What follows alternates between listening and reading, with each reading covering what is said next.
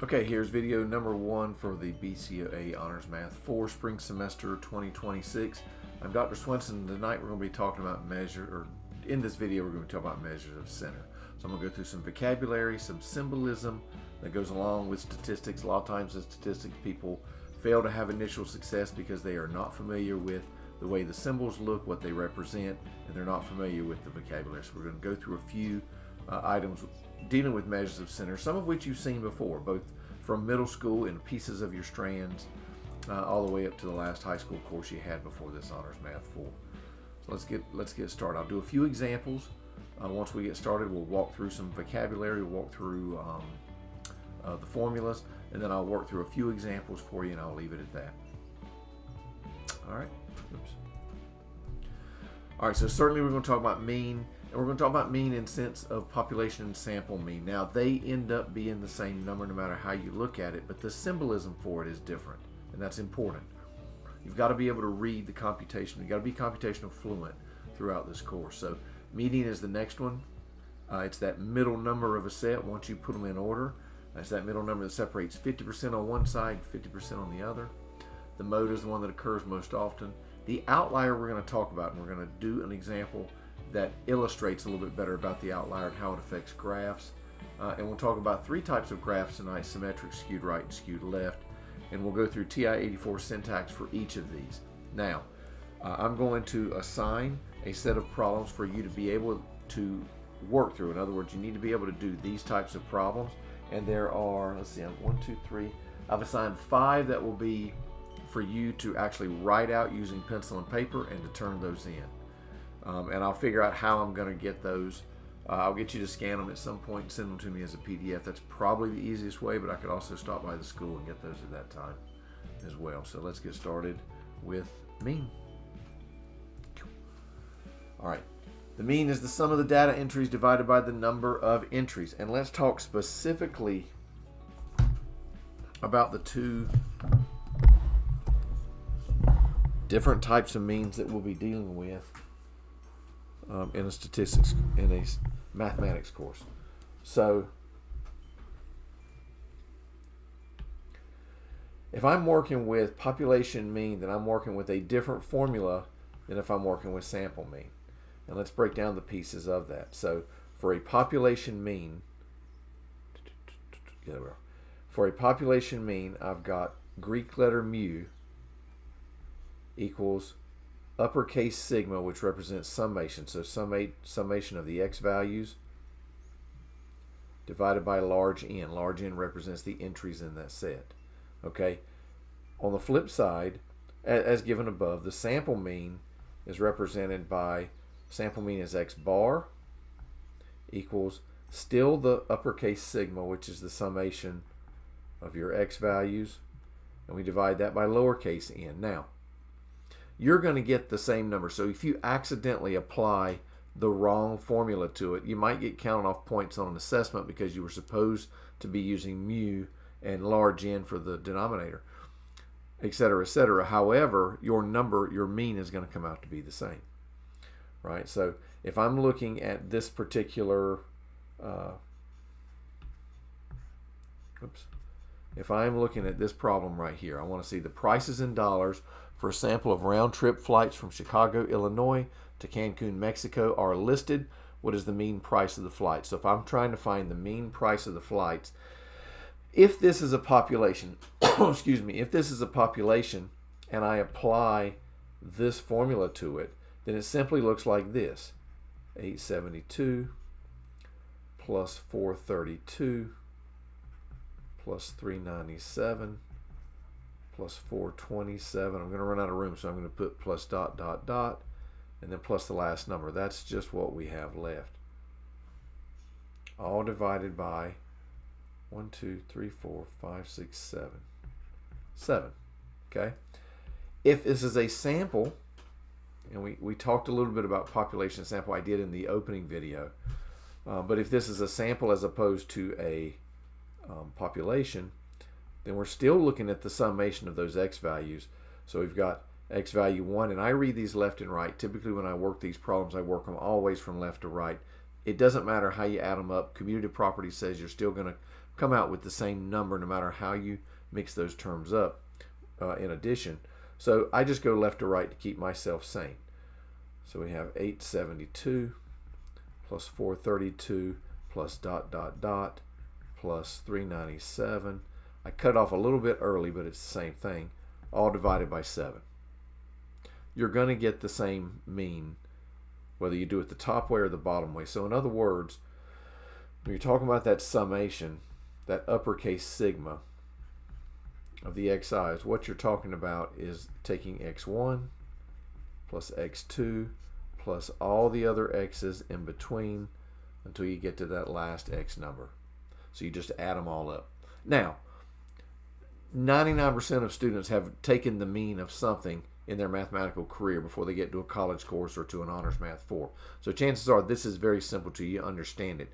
But you have got to ensure that you understand that this is uppercase sigma, because this will not go away in statistics, whether it's in a course itself or just a strand along in a different course. You've got to know what summation is. This mu right here, Greek letter mu, that represents population.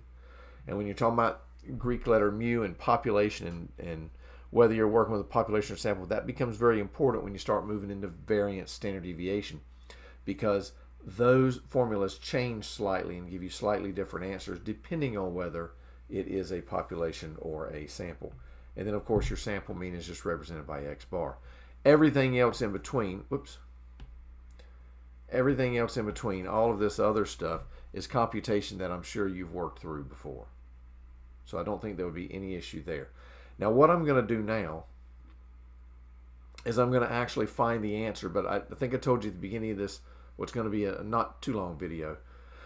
I'm going to show you the syntax on a TI-84 calculator, which you need to be able to have handy to work with in this course.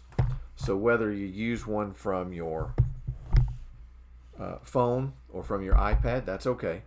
You can download some free ones that have ads that you can still use, or some that you can purchase for about $6 for a year, or $4.50 for the whole thing. I bought one like that before as well.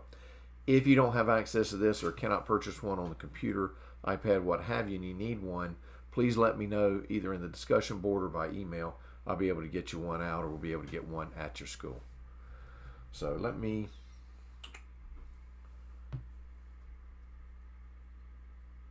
there we go. And whoops, I did not mean to do that.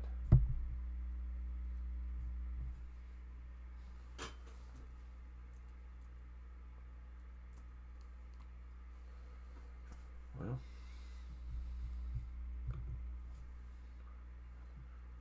there we are. Back to me. I had to bring this back up because I don't have to look at these numbers. So I've got, and I'm going to enter most of these numbers in before I go to it so I can at least see, and then I'll show you how I did it. So I go to stat. Let me just go ahead and do that now.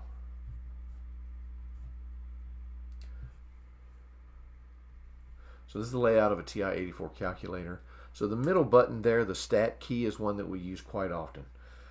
Like very often, especially early on in the descriptive type statistics. So if I go to stat, you see that edit is highlighted. Here it's highlighted in pink. I hit enter. And I've already got a set of numbers in column L1. Well, I want to do away with those. So I scroll all the way up to the top. I hit clear. And I hit enter. And they're all gone. Now I can go back and enter my numbers from my previous. So I'm going to enter my numbers. And I don't remember what they are. So let me get the first few. 872, 432. 872, 432, enter. So I put the number in, enter, enter, enter, all the way down. 397, enter. 427, enter. 388, enter. 782, enter. 397, enter. Okay. So now I've got all the numbers in here in the order that they were given. And so let's take a quick look at this before I do anything else. All the numbers are pretty, excuse me, pretty close. So you've got 872 that looks like your highest number. Your lowest number is 388. That's quite a range, but none of these numbers are outside of each other too far. You've got 872 and 782. You've got 397 and 388 and 427. So I don't think this is going to be, I don't know that it would have outliers. We'd have to actually work through that, and I'm not doing that tonight in this particular lesson. We'll use Tukey's method later to do that. Right now I'm just trying to find the mean. So I've entered these in list 1. Okay. I go second, and when you hit second in a TI, it lets you use the second function of whatever button you're looking at. If you look at the button right next to second that says mode, the word above it is quit. So second mode quits out of there. You have to quit out, otherwise what you're doing will go in the cell that it's highlighted in. We don't want that. So now I want the second function of the stat button. So I go second stat, brings me to list. I've got math, and look at all the things that I can find. So I scroll down to mean, hit enter. Second 1, puts L1 in there. I hit enter. There's my mean. So my mean for this particular set is 527.8571428.571. In this course, unless otherwise specified, I do ask you to round to 2 decimal places. So or to 2 significant places. So unless I specify differently, that's how I want you to do it as a student in the class. So there it is, there's the mean. Now what else could we find here? We could find the median. The median by the calculator is 427. Now I'm going to go back and look at the median. I want to talk about the properties of a median. A very simple concept, but one that when we start working with continuous distributions, I want you to fully understand the 50% on one side, 50 on the other, because working with empirical rule and some of those items with a normal curve, the understanding of how much lies on one side or the other is very important.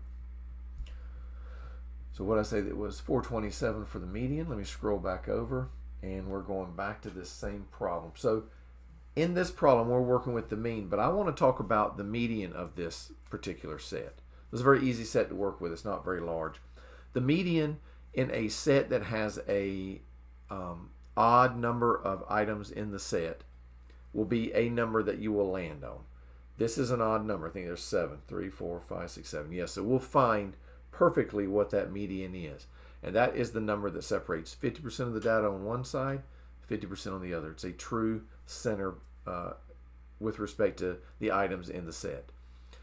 If it's an even numbered set, in other words, there's not 7 in the set, but there's 8, then you're going to have 2 numbers in the middle, and all you do is find the average of those 2. So you add those 2 up, divide by 2, and that gives you your number. It's going to be the number in between. If you're working with integers, it's very easy to find it. You just split it in half. But in real world data, you're very seldom working with just plain integers. We are here for the example. So let's take a look at this. And the first step to finding the median is putting them in order. So you put the numbers in order. So let me see if I can get this right. So I've got 388. Cross that out. I've then got 397. I cross it out. The only reason I do that is keep myself grounded. Then I've got 427,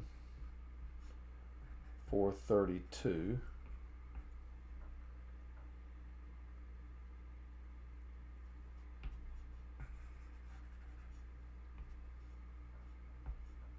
there's 2 397s, and I missed it. And then from there you go into 427, 432, 782, and 872. Okay,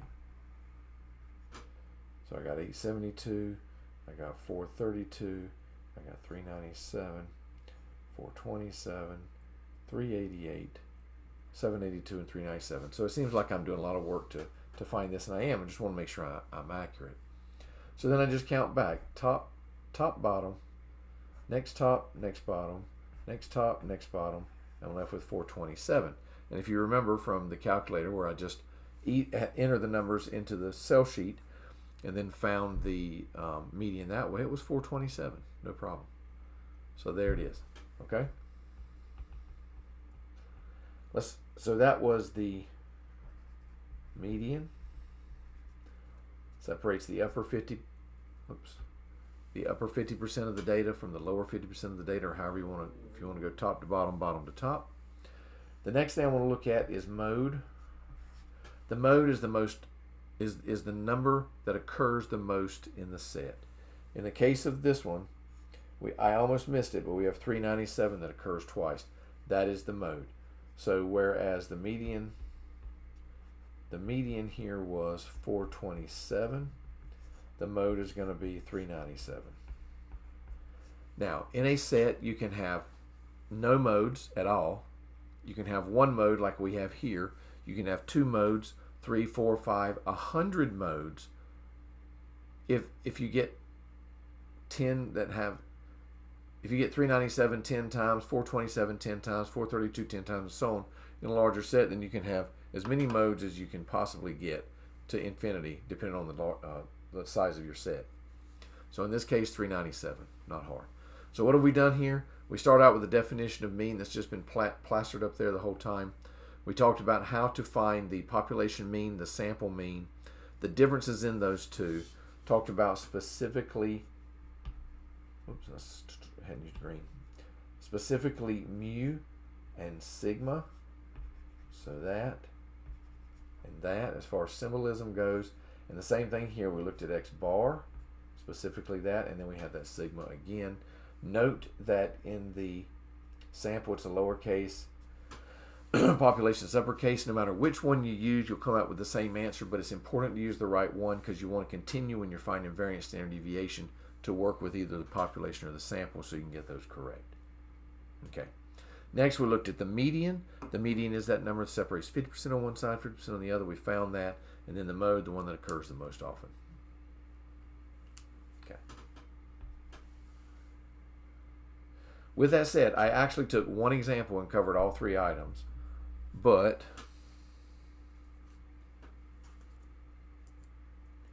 let's talk about median in the sense of this. Now, this is a set.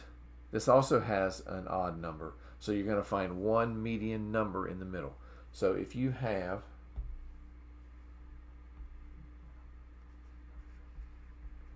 if it's an odd number in the set, man, why is it doing that? If it's an odd number in the set, then the number will be in the set, the median. If it is an even number, if it's an even number in the set, then the number won't necessarily be in the set. Okay, it could be, right? So if the two numbers in the middle are the same number and you find the average between those two numbers, it's going to be that same number, which does occur in the set. An example like that. So let me give you an example like that. Let's say that your set, and I'll put these numbers in order. Let's say we've got 2, 2, 5, 7, 7, 8, 8, and 10. Okay? I put them in order already. So if I want to, I put the numbers in order, and then I work top to bottom, and then I'm left with these two. Well, 7 plus 7 is 14, divided by 2 is 7. So your median is 7, which actually falls in the set. But it's not guaranteed to fall in the set. Okay? In this case it does. It's not guaranteed to. If I change these two numbers in the middle to, say, 5, 6, and 7, then you still end up with those two being your middle numbers. But the average between, if you take 6 plus 7, you get 13. If you divide it by 2, you get 6.5, which doesn't fall in the set. So the odd number, it always is a number that falls in the set. If it's an even number, it sometimes falls in the set. Or I shouldn't say sometimes, it can fall in the set. So there we go, two just made up examples to get you through that. Now, I'm not going to work through the example listed here. I think I worked the previous one and found the median. I think I've just worked through one made up and found the median. I think it's probably enough said on that. When we start getting into measures of position, we start talking about these not only the median of the entire set, but the median of the lower half and the median of the upper half and what numbers we include in that. So then it becomes a little more, not complex, but a little more thought-provoking idea than what this may be. Okay.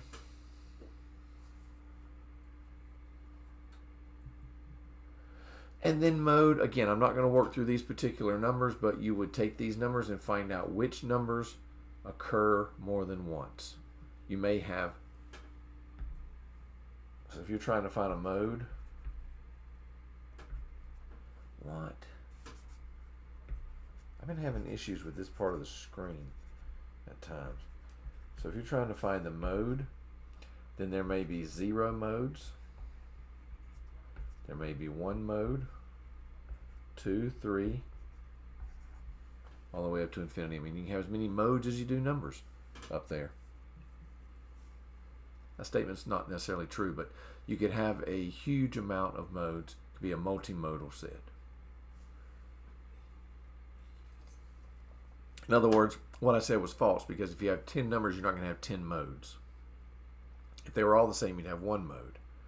If they were all the same but 1, you would have 1. You know, there's just different ways of, different combinations you could have there, but they wouldn't all be modes. All right. Oops. Switch out of doceri.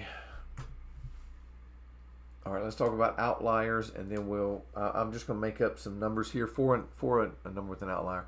An outlier is a data entry that is far removed from the other entries in the data set. Now, the question is, how far removed is an entry in order to make it an outlier? We're going to do that later on with some tests, but right now, just a general view. If I had some numbers here, and I'll go simple again. Let's go 2, 3, 5, 7, 113. Your initial inclination is to say, well, these numbers, these first few numbers here seem okay. This number seems like it's far away from everything. And what does this number do? Well, when you're talking about a set of numbers from left to right, as you look lower numbers to higher numbers, if you've got a higher number out here that's way out here, you're going to pull that mean. It's not going to affect the median, but it's going to affect the mean and pull that mean out towards whatever that outlier is.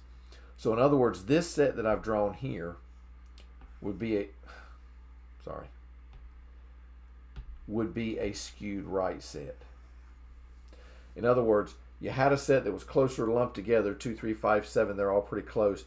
And then you have 113. Well, that pulls that mean way out here. And when it does that, it pulls that graph out there, so you're skewed right.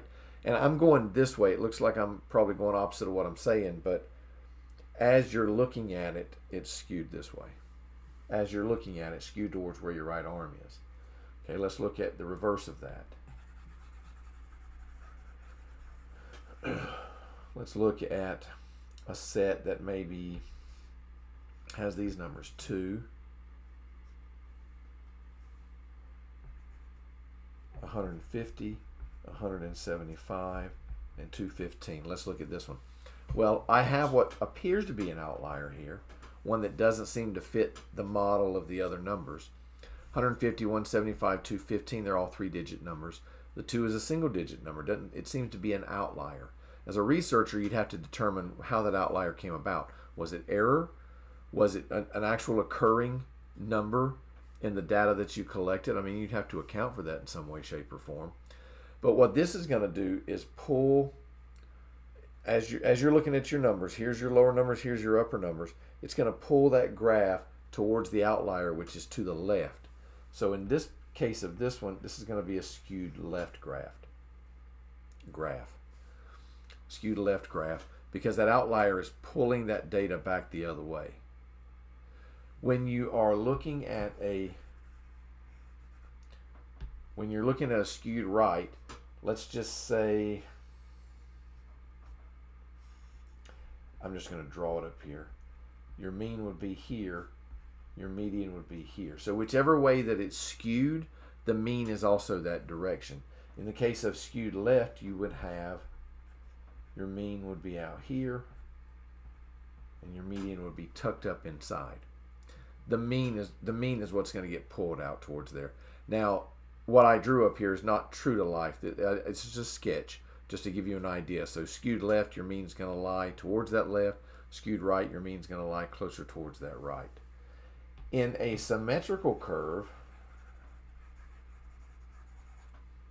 which is the last curve that we've got right here, you've got most of your numbers packed in the middle, and then it just filters out symmetrically out that way. You've got the same amount of upper numbers, same amount of lower numbers, and it balances. And we'll talk more about symmetrical curves when we get into normal curves. But basically, especially for the intent of this section, basically they look a bit like that, like a bell-shaped normal curve. That's the general shape. All right. And that is the last slide I had. So let me scroll back over. Let me figure out where I'm at here. Let's scroll back over to the calculator. So on the calculator tonight, a couple of things. We use this button right in the middle, the stat key. We use the second function button. In other words, to use the second function of any one of these buttons, you have to hit second first. So if I wanted to quit, let me see. If I went into stat, if I went into stat and then hit enter and went into edit, if I wanted to get out of this, I would have to go right here to the second and then right there to the quit. So second mode, which quit out of there. I showed you how to find the mean and the median here. There is another way to do this, and we'll talk about the other syntax when we get to measures of position. We'll find 5-number summary the same way. So I'll leave that for you right now. So that's all I've got in this opening video.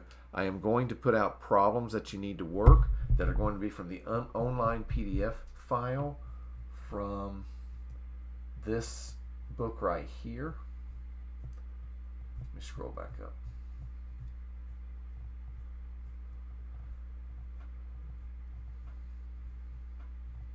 We're working with section 2.3 in the Intro to Statistics textbook, which I have loaded into your files in the Canvas site. In the opening video, if you remember, it didn't want to open in my browser at the time because I had too many things going on. It was eating up some memory. It asked me if I wanted to download it. I did not want to. I already have it downloaded, which is here. You're more than welcome to download it to use for this course. That's fine. So this starts on page 65. The problem sets for section 2.3 are on page 72, I think.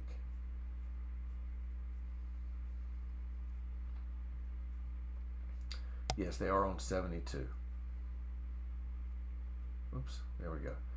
So I'm going to put the exact numbers of the ones that you are responsible for, both in the sense of understanding them and in the sense of turning them in. There's 1, 2, 3, 4, 5 that I'm going to have you turn in. I will send out an announcement to let you know how I will accept those, but basically paper and pencil for that assignment.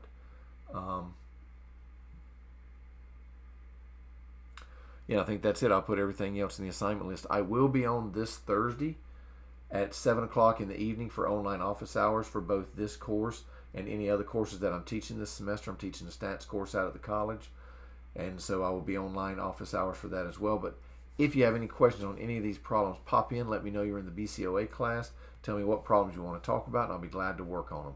If nobody shows up to those lives, then what I do is I typically just go through some of the problems anyway. And the video is always up on my YouTube site, which I loaded as a URL both in this module and in the overall course.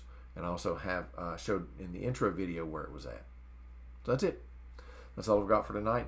Thanks for watching this video. Hope it helps you a little bit at least get started on these problems.